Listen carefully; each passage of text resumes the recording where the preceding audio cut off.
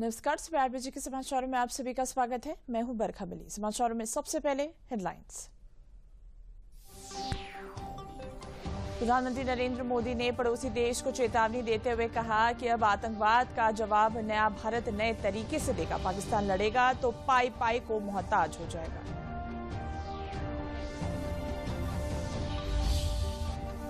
प्रधानमंत्री नरेंद्र मोदी ने राजस्थान के बीकानेर से पूरे देश के 103 रेलवे स्टेशनों को पुनर्विकसित कर दिया। देश के लोगों को सौगात दी। रेलवे को बेहतर करने के लिए उठाए गए कदम। प्रदेश के 19 रेलवे स्टेशनों के पुनर्विकास पर स्थानीय नेताओं और यात्रियों ने प्रधानमंत्री के प्रति जताया आभार। कहा, सुविधाओं में होगा इजाफा, यात्रियों को मिलेगी सुविधा।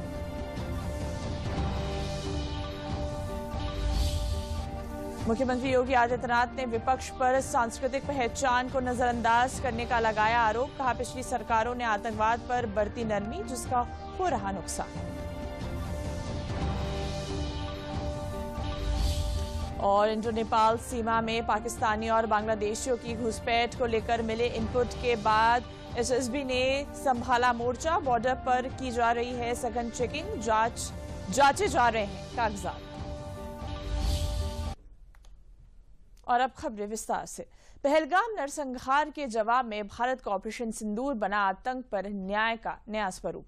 बीकानेर से पीएम मोदी ने दी चेतावनी, जो सिंदूर मिटाने थे अब उन्हें मिट्टी में मिलाया जाएगा। शोध प्रतिशोध का खेल नहीं, ये न्याय का नया स्वरूप है।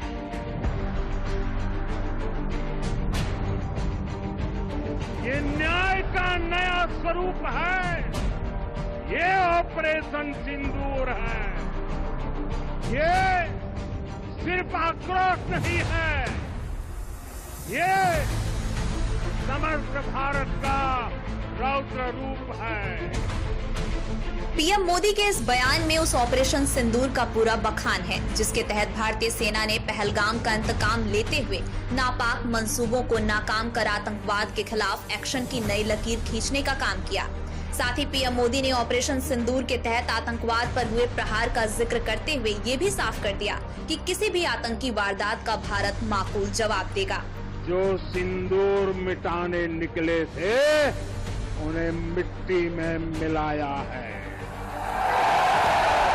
जो हिंदुस्तान का लहू बहाते थे, आज कतरे कतरे का हिसाब चुकाया है।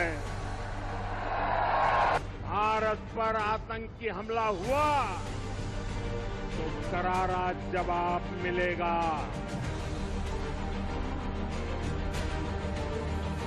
समय हमारी सेनाएं तय करेगी, तरीका भी हमारी सेनाएं तय करेगी और शर्तें भी हमारी होगी। इसके साथ ही पीएम मोदी ने भारत के हमले से मलबे में तब्दील हुए रहीम यार खान एयरबेस का जिक्र करते हुए पाकिस्तान पर तंज भी कसा। यहां से कुछ ही दूर सीमा पार पाकिस्तान का रहीम यार खान एयरबेस है। पता नहीं आगे कब खुलेगा। आईसीयू में पड़ा है। भारत की सेना के अचूक प्रहार ने इस एयरबेस को तहस नहस कर दिया है। ऑपरेशन सिंदूर की सफलता के बाद गुरुवार को पीएम मोदी भारत पाक सरहद के करीब स्थित राजस्थान के बीकानेर पहुंचे थे, जहां पीएम मोदी ने श्री करणी माता मंदिर में दर्शन पूजन किया और आतंक की पौधशाला पाकिस्तान को सख्त संदेश भी दिया। विरासत के साथ विकास की बहार का संदेश देते हुए पीएम मोदी ने बीकानेर से 18 राज्यों के 103 अमृत भारत रेलवे स्टेशनों का वर्चुअली उद्घाटन किया। उन्होंने इसे विकसित भारत मिशन की तस्वीर बताया, जो आधुनिकता और सांस्कृतिक पहचान का मेल है। विकास भी, विरासत भी, इस मंत्र का इन अमृत भारत रेलवे स्टेशनों पर उसका नजारा साफ साफ दिखाई देता है।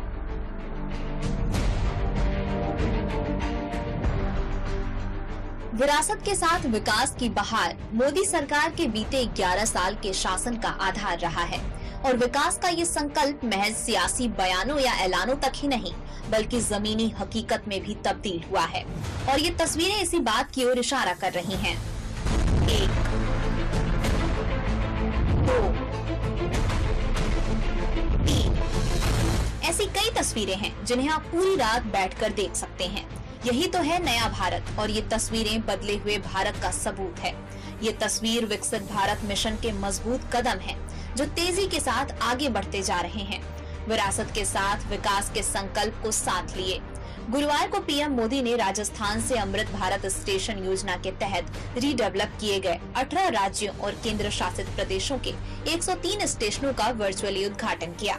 आइए जान लेते हैं इनमें किस राज्य के कितने स्टेशन शामिल हैं। इनमें सबसे ज्यादा 19 यूपी में हैं। दूसरे नंबर पर गुजरात है जहां 18 स्टेशन हैं। महाराष्ट्र में 15, तमिलनाडु में 9, राजस्थान में 8, मध्य प्रदेश में 6, कर्नाटक और छत्तीसगढ़ में 5-5, तेलंगाना, पश्चिम बंगाल और झारखंड में 3-3, केरल और बिहार में 2-2 और आंध्र प्रदेश, पुडुचेरी, हरियाणा, हिमाचल प्रदेश और असम में 1-1 अमृत भारत स्टेशनों का उद्घाटन किया गया। 100 से अधिक अमृत भारत स्टेशन बनकर के तैयार हो गए। सोशल मीडिया पर भी लोग देख रहे हैं कि इन रेलवे स्टेशनों का पहले क्या हाल था और अब कैसे इनकी तस्वीर बदल गई है। विकास भी, विरासत भी, इस मंत्र का इन अमृत भारत रेलवे स्टेशनों पर उसका नजारा साफ साफ दिखाई देता है। अमृत भारत स्टेशन योजना के तहत रीडेवलप किए गए इन स्टेशनों में भारतीय रेलवे के मॉडर्नाइजेशन पर जोर दिया गया है। इसके जरिए रेलवे स्टेशनों को एडवांस पैसेंजर सुविधाओं और रीजनल आर्किटेक्चर इंटीग्रेशन के साथ लैस किया गया है। प्रदेश में अमृत भारत स्टेशन योजना के अंतर्गत अयोध्या के सरयू तट पर स्थित रामघाट हॉल्ट रेलवे स्टेशन को भी पुनर्विकसित किया गया। इसका लोकार्पण प्रधानमंत्री नरेंद्र मोदी वीडियो कॉन्फ्रेंसिंग के माध्यम से एक भव्य कार्यक्रम में किया। अयोध्या का चौमुखी विकास हो रहा है और संपूर्ण विश्व से अयोध्या आने वाले यात्रियों की संख्या बढ़ रही है। उसमें रामघाट हॉल्ट रेलवे स्टेशन का उच्चीकरण अयोध्या के विकास में एक मजबूत कड़ी के रूप में स्थापित हो गया है।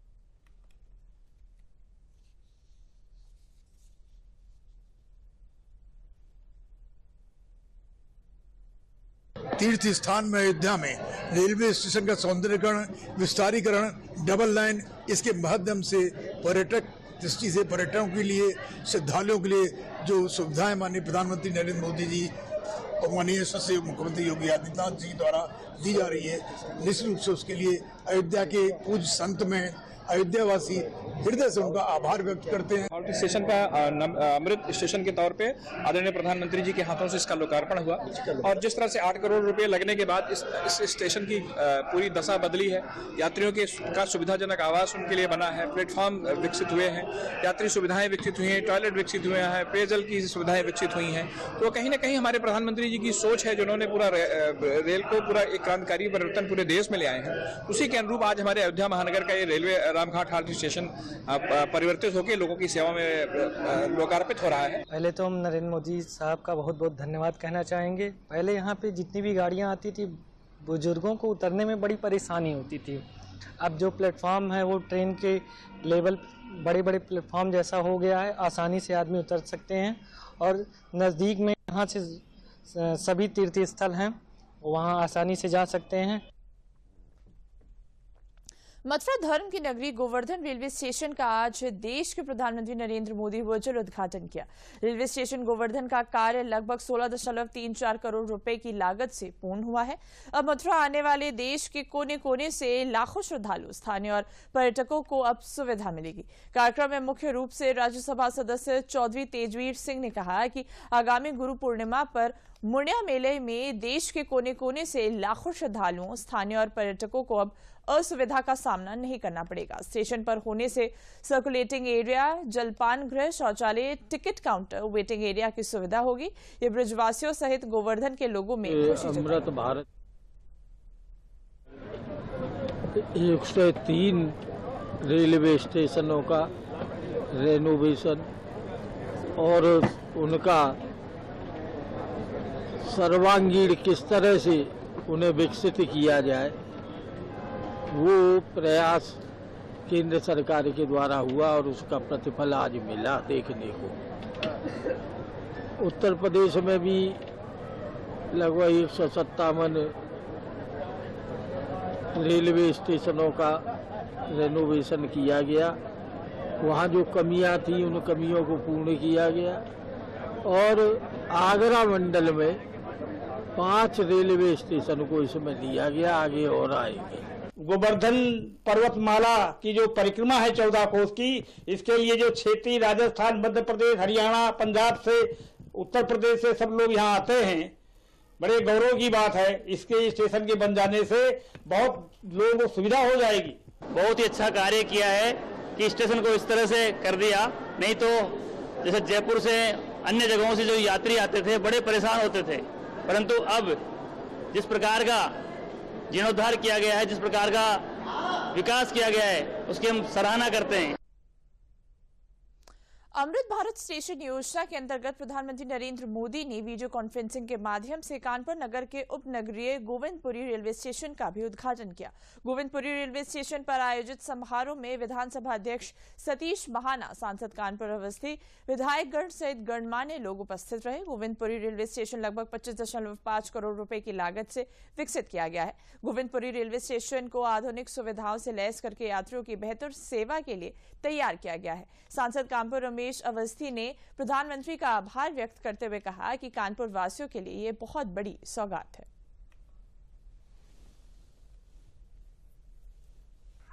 आज गोविंदपुरी के पुनर्विकसित स्टेशन का उद्घाटन हो रहा है। माननीय प्रधानमंत्री जी द्वारा यह किया जा रहा है। ये लगभग 25.5 करोड़ की लागत से ये स्टेशन विकसित किया गया है और इसमें अत्याधुनिक सुविधाएं प्रदान की गई हैं, जिसमें वेटिंग हॉल है, बाहर का फसाड का विकास है, इसमें कैफेटेरिया बिल्डिंग है, साथ में एग्जीक्यूटिव लाउंज, 12 मीटर के एफओबी आदि की सुविधा दी गई है। यहाँ पे जीआरपी के लिए सुरक्षा, यात्रियों की सुरक्षा और सुरक्षा की दृष्टि से जीआरपी के लिए एक बैरक का निर्माण भी किया गया है। आज माननीय प्रधानमंत्री जी अन्य स्टेशनों के साथ साथ कानपुर की गोविंदपुरी रेलवे स्टेशन का भी उद्घाटन कर रहे हैं, जिसमें हम लोग आज इस कार्यक्रम में भाग लेने आए और साथ में मैं माननीय प्रधानमंत्री जी को धन्यवाद व्यक्त करना चाहता हूं, उनका आभार व्यक्त करना चाहता हूं कि उनके प्रस्तावित 30 मई के दौरे से पहले उन्होंने कानपुर वासियों के लिए एक बहुत बड़ी सौगात दी है। देखिए, कानपुर की जब कभी 5 लाख आबादी हुआ करती थी तो कानपुर का सेंट्रल स्टेशन एक स्टेशन था। आज कानपुर में जो गोविंदपुरी बिल्कुल उपेक्षित पड़ा हुआ था, मोदी जी जब से प्रधानमंत्री बने हैं तब से कानपुर को लगातार कुछ ना कुछ दे रहे हैं। चाहे उन्होंने 650 करोड़ एक बार में, 750 करोड़ एक बार में अलिम्को जैसे संस्थान को दिया, तमाम ट्रेनों को बढ़ाने का चक्कर बढ़ाया, नई ट्रेनें चलाई, एयरपोर्ट दिया, नए नए स्टेशन ये डेवलप किए, हमारे बनकी धाम वाला भी स्टेशन डेवलप हो रहा है। ऐसी तमाम योजना, रक्षा का हब दिया, होजरी का हब दिया, एयरपोर्ट दिया। और इसी क्रम में कानपुर के ये जो दक्षिण क्षेत्र कहा जाता है, लगभग जो कानपुर की 70 लाख की आबादी है, 20 लाख लोग दक्षिण में रहते हैं और उत्तर और दक्षिण का एक बहुत ही मध्य का ये स्टेशन है जो कानपुर हावड़ा लाइन पे, मेन लाइन पे, कानपुर झांसी मेन लाइन पर ये यहाँ का मेन है। आज अब जिस स्टेशन का इतना बड़ा सुधार हुआ है, यहाँ देख के अचंभा हो रहा है। आज के 4-5 महीने 6 पहले यहाँ पे जंगल सा लगता था। इतना सुधार होने के बाद बहुत सुंदर लग रहा है। अद्भुत व्यवस्था भारत सरकार के द्वारा की गई है, इसके लिए सरकार का बहुत बहुत जोरों से धन्यवाद है। आज यहाँ बहुत सारी हर कोने के लिए यहाँ से बैठ सकते हैं हम और पूरी कायाकल्प हो गई है। समाचारों में आगे बढ़ने से पहले लेते हैं विराम।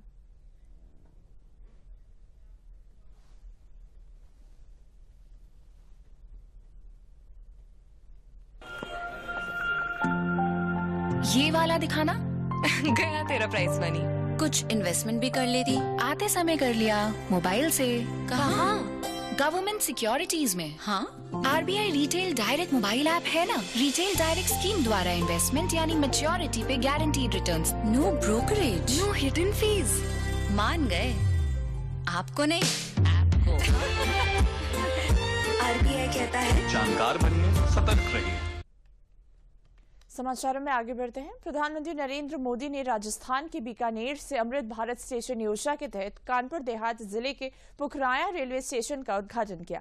ट्रेन से सफर करने वाले यात्रियों ने बताया कि मोदी सरकार ने स्टेशन की दशा और दिशा बदल दी है। जहां पहले छाव नहीं होती थी, वहां VIP रूम, शौचालय, दिव्यांगों के लिए रूम, व्हील चेयर, पानी की व्यवस्था के साथ कई अन्य सुविधाएं मिलने लगी हैं। सबसे बड़ी बात कि अब समय पर ट्रेनें भी मिल जाती है। कैबिनेट मंत्री राकेश सचान के साथ जालौन से सपा सांसद नारायण दास अहिरवार सहित बीजेपी जिलाध्यक्ष व रेलवे के अधिकारी मौजूद रहे। ऐसी सुविधा पहले नहीं थी जितनी अब है, इस समय है। सरकार ने बहुत कुछ किया है। हर स्टेशनों में इतनी अच्छी सुरक्षा, हर स्टेशनों में सुविधा और ट्रेन टाइम से आना जाना, और ये सरकार की बड़ी अच्छी व्यवस्था है। देखिए, आज पुखराया ही नहीं, आज का दिन बड़ा गौरव का दिन है कि पूरे देश में 103 ऐसे सब स्टेशन है जिसका कायाकल्प हुआ है, जिनका पुनर्विकास परियोजना जो अमृत भारत की योजना थी, विकसित भारत, उस योजना के तहत उसमें पुखराया में भी 7 करोड़ से अधिक का धन मिला है। आप देख रहे हैं चारों तरफ पुखराया स्टेशन का विकास हुआ है। तमाम सारी जन सुविधाएं यहाँ लोगों को मुहैया कराने के लिए तमाम सारा विकास इसलिए हुआ है कि यहाँ से आम आदमी जो ट्रेनों की यात्रा के लिए गंतव्य तक उतरता है, चढ़ता है, तो उसको सुविधा रहे। उसी के विकास के लिए चाहे ट्रेनों का दोहरीकरण हो, विद्युतीकरण हो, तो पूरे प्रदेश में एक बड़ा बजट दे करके प्रधानमंत्री जी ने हमारे उत्तर प्रदेश में इस बार भी 16,000 करोड़ से अधिक का बजट दिया है। पहले भी उन्होंने 103 सब स्टेशनों में जितने स्टेशन थे उनमें 57 स्टेशन आज की परियोजना में उत्तर प्रदेश के हैं। तो मैं इस अवसर पर प्रधानमंत्री जी का, रेल मंत्री जी का आभार भी व्यक्त करता हूं, उनको बधाई भी देता हूं। अमृत भारत स्टेशन परियोजना के तहत भारत में कई स्टेशन विकसित हो रहे हैं जो कि नए भारत की, नए भविष्य की ओर इशारा करते हैं। हमें अपने इंफ्रास्ट्रक्चर को बहुत ही तेजी से सुदृढ़ करने की, प्रगतिमान करने की ज़रूरत है, जिसके क्रम में इन स्टेशंस का डेवलपमेंट हो रहा है। और आज बड़े हर्ष के साथ हम लोग पुखराया स्टेशन को देश को समर्पित कर रहे हैं। प्रधानमंत्री नरेंद्र मोदी ने आज अमृत भारत स्टेशन योजना के तहत प्रदेश के हाथरस सिटी रेलवे स्टेशन का वर्चुअल उद्घाटन किया। करीब 2 करोड़ रुपए की लागत से स्टेशन परिसर का पुनर्विकास किया गया, जिसमें यात्री सुविधाओं का विस्तार और सौंदर्यीकरण शामिल है। केंद्रीय मंत्री जयंत चौधरी ने कहा कि रेल का बहुत बड़ा दायरा है, जिसका प्रभाव देश पर अधिक पड़ता है। रेल की सेवाओं के विस्तार पर जो निवेश होता है, उसका लाभ प्रत्येक वर्ग, समुदाय, क्षेत्र का होता है। मथुरा, हाथरस, उनमें 4 इस तरह के प्रकार के स्टेशन विकसित किए गए हैं। यहाँ यात्रियों की सुविधा का ध्यान रखा गया है, दिव्यांगजनों का ध्यान रखा गया है, और जो रेलवे में निवेश होता है उसका लाभ पूरे अर्थव्यवस्था पे पड़ता है। व्यापारियों को, किसानों को, छात्रों को, महिलाओं को, सबको इसका लाभ मिलेगा। Free and use toilet, waiting hall, इन सबको नव निर्मित किया गया है। सर्कुलेटिंग एरिया डेवलप किया गया है, पार्किंग की व्यवस्था की गई है, और टिकट सुलभता से उपलब्ध हो सके, इस पर भी काम किया गया है। काफ़ी डेवलपमेंट्स देखने को मिले हैं, जैसे आप देख सकते हैं यहाँ पर वेटिंग एरियाज़ में काफ़ी इन्वेस्टमेंट हुई है, वॉशरूम वगैरह, और हम शॉप्स की भी बात कर सकते हैं, काफ़ी ज़्यादा इन्वेस्टमेंट और सफाई वगैरह का ध्यान रखा गया है। अमृत भारत योजना के अंतर्गत बिजनौर रेलवे स्टेशन का उद्घाटन प्रधानमंत्री नरेंद्र मोदी ने वीडियो कॉन्फ्रेंसिंग के माध्यम से किया। पहली बार है कि छोटे और मझोले स्तर के रेलवे स्टेशनों पर किसी सरकार द्वारा ध्यान दिया गया है, जिनमें दिव्यांग जनों के लिए विशेष सुविधाएं उपलब्ध कराई गई हैं। 12 करोड़ 31 लाख रुपए से 965 वर्ग मीटर क्षेत्रफल में बिजनौर रेलवे स्टेशन का नवनिर्माण किया गया है।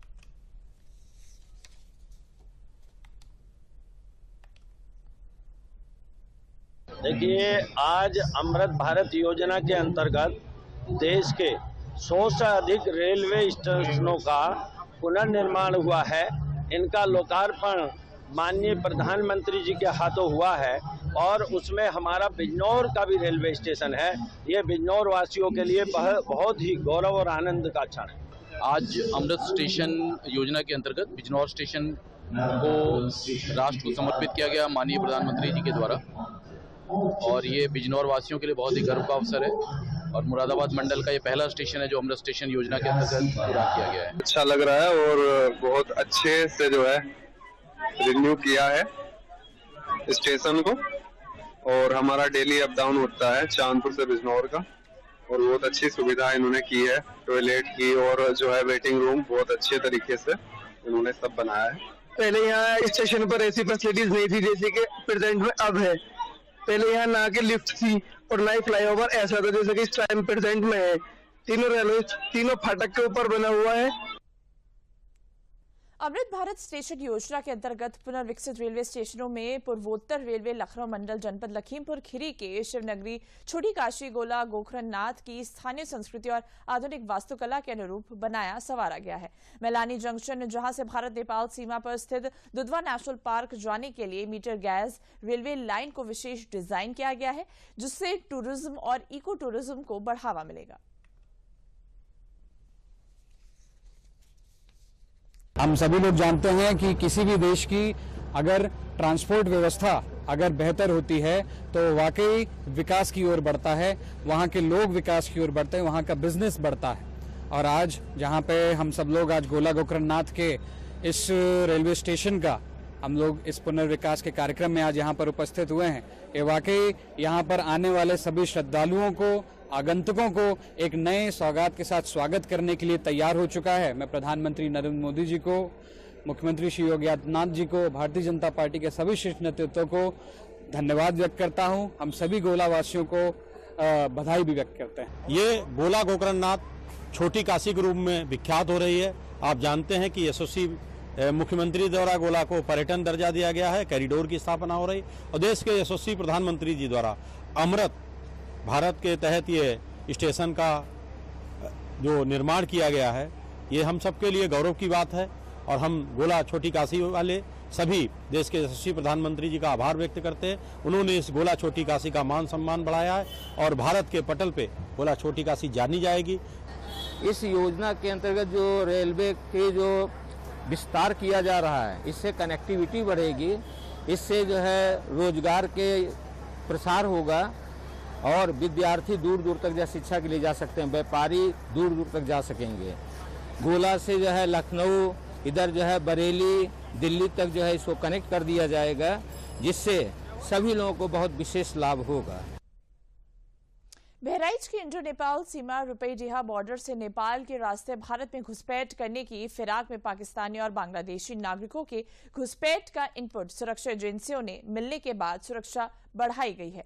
बॉर्डर पर खुली सीमा का उपयोग करीब 35,000 लोग करते हैं। एसएसबी के 42वीं वाहनी कंपनी कमांडेंट गंगा सिंह ने बताया कि इनपुट मिलने के बाद सघन चेकिंग अभियान के साथ समस्त कागजात, आधार आदि की विधिवत जांच करके और जमा तलाशी के बाद ही बॉर्डर पर आवागमन करने दिया जा रहा है। एक इनपुट मिला है जिसमें करीब 35 से 37 लोग हैं जो बांग्लादेश से हिंदुस्तान के रास्ते से होते हुए नेपाल में एंटर कर चुके हैं और वो किसी भी समय हिंदुस्तान में वापस गलत इरादे से अपने घुसने की कोशिश करेंगे।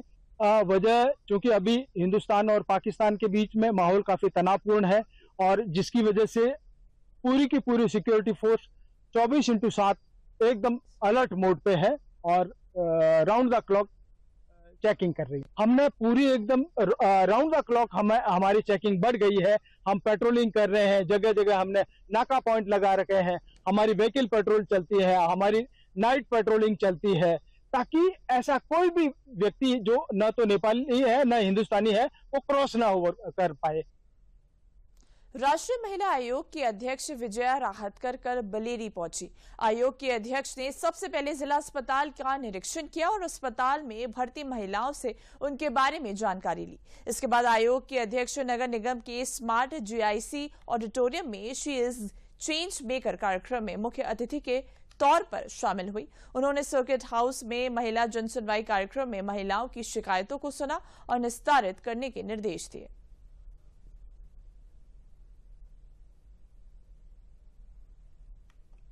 राष्ट्रीय महिला आयोग के माध्यम से she is a change maker इस कार्यक्रम आज बरेली में हमने किया है। बरेली का जो ये डिवीजन लेवल के 4 जो जिले हैं वहाँ की महिला जनप्रतिनिधि यहाँ पर आई है। मुझे विश्वास है कि ये कार्यक्रम उनके लिए बहुत उपयोगी साबित होगा। इस कार्यक्रम में हम उनके नेतृत्व गुण को कैसे आगे बढ़ा सकते हैं, उसी के साथ साथ सरकारी योजनाओं की जानकारी और उसी के साथ साथ जेंडर सेंसिटिविटी के लिए हम काफ़ी उनको अच्छा ट्रेनिंग कर लेते हैं। तो ये ध्यान में आता है कि ये महिलाएं अगर अच्छे तरीके से ट्रेनिंग लेती है तो आगे अपने गाँव के विकास में बहुत महत्वपूर्ण योगदान दे सकती है। राष्ट्रीय महिला आयोग के माध्यम से जो महिलाओं की जो कंप्लेंट्स है उसको भी सुना जाता है और उसका तुरंत उनको राहत देने के लिए हम प्रयास करते हैं। और उसी के साथ साथ कानून के बारे में जानकारी, उसके बारे में जागरूकता निर्माण करने के लिए हम अनेक सेमिनार्स करते हैं, कंसल्टेशन करते हैं। उसी के साथ साथ महिला जो है उनके बारे में जो भी रिसर्च होते हैं उन रिसर्च को भी हम पूरा देखते हैं ताकि देश भर की महिलाएं उनकी जो समस्या है उस समस्याओं के बारे में हम रिसर्च कर पाए। जो रिसर्च उसके जो हमारे रिकमेंडेशंस है वो अगर हम सरकार को देते हैं तो उसका काफ़ी अच्छा उपयोग कानून बनाने में या एडवाइजरी निकालने में हो सकता है। यूपी में आंधी तूफान और बारिश ने मचाई भारी तबाही। बीते 24 घंटे में 22 जिलों में नुकसान, 40 से ज्यादा लोगों की मौत। सीएम योगी ने अधिकारियों को मौके पर जाकर राहत कार्य तेज करने और पीड़ितों को तत्काल सहायता देने के निर्देश दिए। कहीं उजड़े घर मकान तो कहीं सड़कें बनी तालाब। मौसम की मार के डरावने मंजर को दिखाती ये तस्वीरें यूपी के प्रमुख अलग अलग इलाकों की हैं, जहां बुधवार देर रात आए आंधी तूफान ने न सिर्फ घरों और मकानों को नुकसान पहुंचाया बल्कि कई जिंदगियों को भी निगल लिया। यूपी में आंधी पानी ने जो तबाही मचाई उस पर नजर डाल लेते हैं। यूपी में बुधवार देर रात आंधी पानी ने जमकर तबाही मचाई। 24 घंटे में लखनऊ, गाजियाबाद और नोएडा समेत प्रदेश के 22 जिलों में बारिश हुई। मेरठ, बागपत में जमकर ओले गिरे और गोरखपुर में सबसे ज्यादा 74 मिलीमीटर बारिश हुई। नोएडा में 80 किलोमीटर की स्पीड से हवा चली और पेड़, होर्डिंग और बिजली के खंभे भी उखड़ गए। आंधी तूफान और बारिश के कारण कई जगहों पर पेड़ गिरने से सड़कें जाम हो गईं। वहीं आंधी तूफान के चपेट में आने से यूपी में तकरीबन 40 से ज्यादा लोगों की मौत हो गई। आंधी तूफान के कहर से शहर की सड़कें, पेड़, होर्डिंग और बिजली के खंभों से पट गईं। भीषण तूफान से यूपी में हुए नुकसान को सीएम योगी ने अधिकारियों को प्रभावित इलाकों का दौरा करने का निर्देश दिया है और प्रभावित लोगों को तुरंत राहत राशि देने का निर्देश जारी किया है। साथ ही घायलों के समुचित उपचार और देखभाल की व्यवस्था पर जोर दिया है। फतेहपुर में देर रात आई तेज आंधी तूफान और बारिश ने तबाही मचा दी। बिंदकी तहसील क्षेत्र के नंदापुर गांव में 16 वर्षीय छात्रा के ऊपर पेड़ गिरने, गाजीखेड़ा गांव में दीवार ढहने से बुजुर्ग दंपति व मोहिउद्दीनपुर गांव में 50 वर्षीय व्यक्ति की छत से गिरकर मौत हो गई है। वहीं सदर तहसील क्षेत्र के पैनाकला गांव में एक 80 वर्षीय बुजुर्ग मोजीलाल की दीवार व टीन शेड गिरने से दबकर मौके पर मौत हो गई। बिंदकी कोतवाली क्षेत्र के ही चकोलिया गांव दीवार ढहने से गर्भवती महिला व पति गंभीर रूप से घायल हो गए, जिनको उपचार हेतु सामुदायिक स्वास्थ्य केंद्र बिंदकी में भर्ती कराया गया है। साथ ही बिंदकी क्षेत्र के ही भरौली गांव में निर्माणाधीन दीवार ढहने से 1 दर्जन पशुओं की भी मौत हो गई है। फिलहाल जिला प्रशासन तूफान से हुए नुकसान के आकलन में जुट गया है।